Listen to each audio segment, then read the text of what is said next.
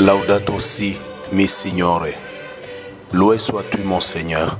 Chantez Saint François d'Assise et pour dedans pauvreté dans le cantique des créatures. Loué sois-tu, mon Seigneur, pour notre mère la terre, qui nous soutient et nous gouverne, et produit divers fruits avec les fleurs colorées et l'herbe.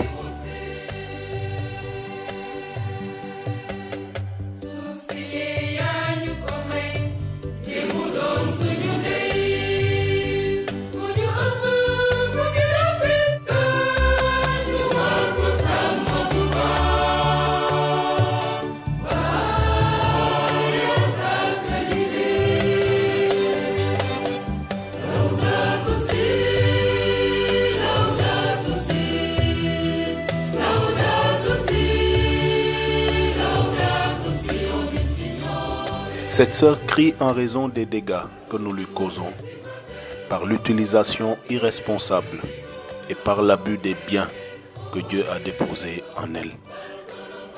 Nous avons grandi en pensant que nous étions ses propriétaires et ses dominateurs, autorisés à l'exploiter.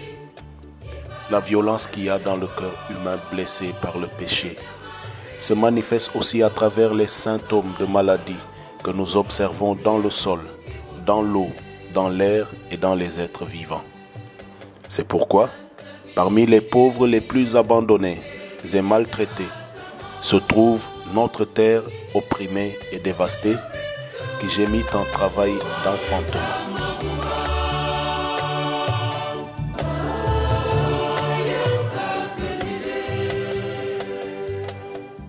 Nous oublions nous-mêmes que nous sommes poussière.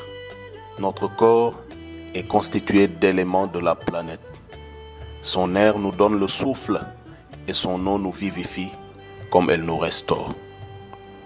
Aussi le pape Paul VI présente-t-il la problématique écologique comme une crise qui est une conséquence dramatique de l'activité sans contrôle de l'être humain.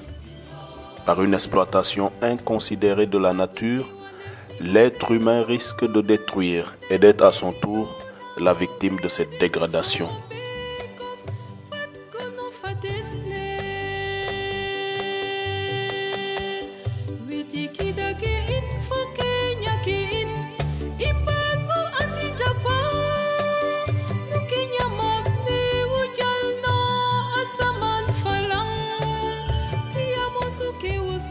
Dieu a tout créé dans la concorde.